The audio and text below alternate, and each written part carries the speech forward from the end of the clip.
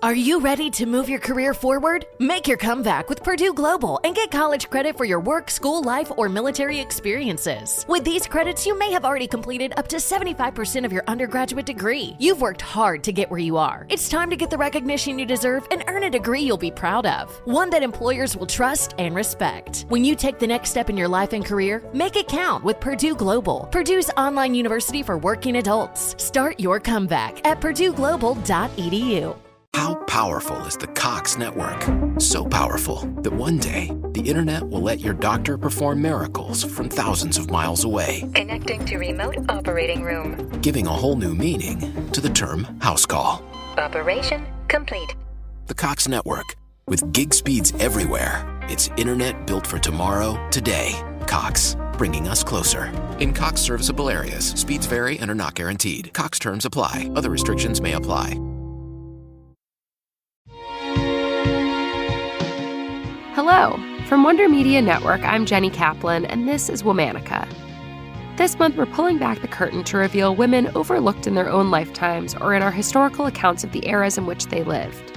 We're talking about the activists, thinkers, leaders, artists, and innovators history's forgotten. Today, we're talking about a woman who fused the culinary arts with chemistry to feed her country and free them of colonial constraints.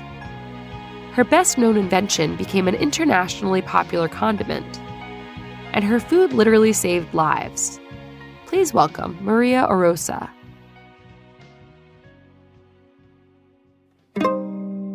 María Orosa was born on November 29, 1893, in the coastal town of Taal in Batangas, Philippines. Her early childhood years were defined by war and strife. She grew up during the Philippine Revolution and the Philippine-American War. Her father was a part of the resistance movement, first against Spanish rule and then against the U.S. forces. As a steamship captain, her father would secretly carry Filipino soldiers and supplies from island to island. At one point, the family had to flee for safety, and Maria's father was even taken as a political prisoner. These experiences instilled an unshakable Filipino pride in Maria. When she was 23 years old, Maria left home to attend the University of Washington as a government-sponsored scholar. To help pay for college, she worked year-round. Over the summers, she worked at fish canneries in Alaska. She absorbed all the information she could about packaging and preservation methods. During the school year, she worked as an assistant chemist in the School of Pharmacy's food lab. In 1921, Maria graduated with a bachelor's degree and master's degree in pharmaceutical chemistry, plus another degree in food chemistry. Maria could have stayed in the U.S. after graduating. She was offered a job as an assistant chemist at the university, but she turned that down. In 1922, Maria returned to the Philippines to work at the Bureau of Science. She wanted to get back to her country to share all that she'd learned abroad. Maria returned with a specific goal in mind. She saw how much the Philippines relied on food imports. She wanted to help make the country self-sufficient and free it from foreign control. Part of this effort involved launching her own version of 4-H clubs. These clubs focused on improving conditions in rural areas by teaching local women how to prepare meals, preserve food, raise livestock, and tend gardens. Maria also contributed to the well-being of rural communities by inventing the palayok oven. This was a riff on the traditional clay pot. Maria's version could bake cakes made from local flour without using electricity. At the Bureau of Science, Maria focused on increasing food supply and limiting malnutrition. She explored all the ways to preserve food, such as fermenting, dehydrating, canning, and freezing. Maria pioneered a method for canning whole mangoes. That allowed the Philippines to distribute this popular local fruit around the world. Maria was keen on using endemic ingredients to fix food insecurity in the Philippines. She used cassava, green bananas, and coconuts to make flour, fermented wine with local fruits and nuts, and extracted vinegar from pineapples. One of her most famous food creations was banana ketchup. When America colonized the Philippines, Americans brought along tomato ketchup, which became very popular.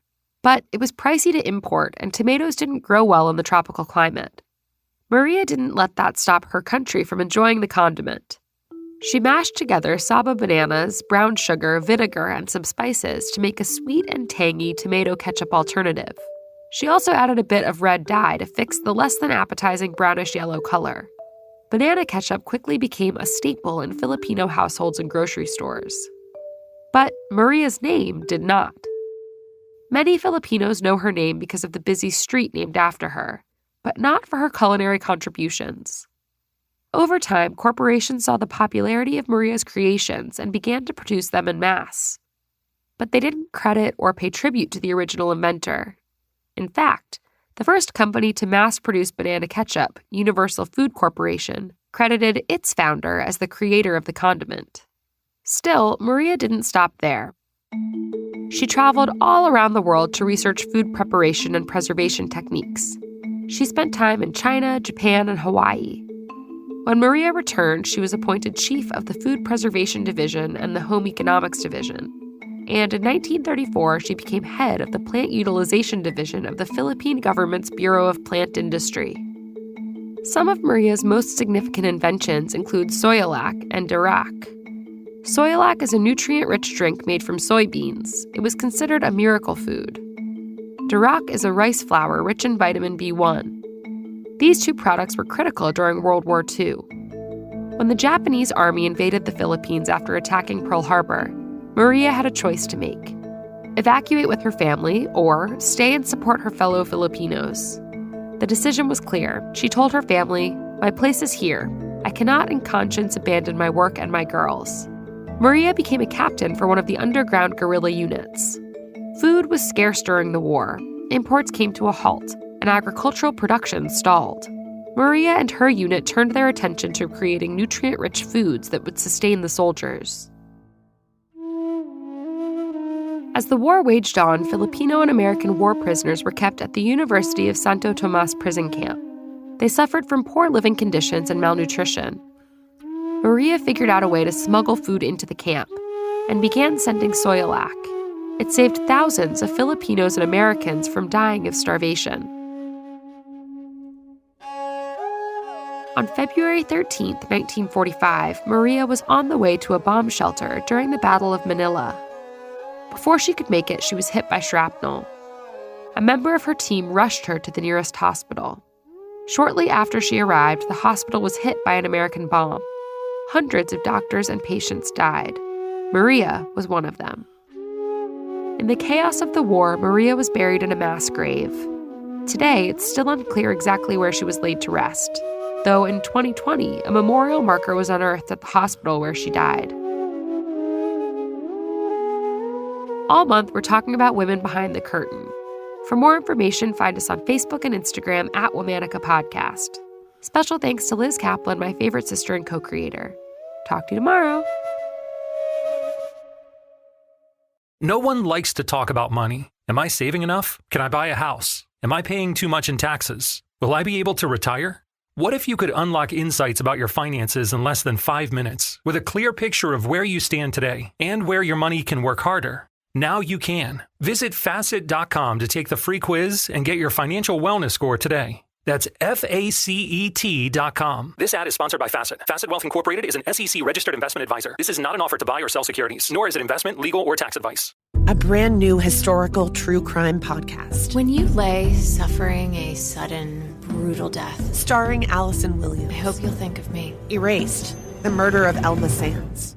She was a sweet, happy, virtuous girl. Let go of me! Until she met that man right there. Written and created by me, Allison Flock. Is it possible, sir? We're standing by for your answer. Erased, the murder of Elma Sands. On the iHeartRadio app, Apple Podcasts, or wherever you listen to your podcasts. At Bridgewater College, we believe that the greatest possibilities in life are realized in what we build together. So we've designed the Bridgewater Experience as a network of connections to big ideas, great mentors, inspiring classmates, and professional experiences. Your team will learn and grow in ways you never thought possible. Schedule a tour or find an upcoming campus event at bridgewater.edu/connect. So together, we can begin to build connections for life. Again, that's bridgewater.edu/connect.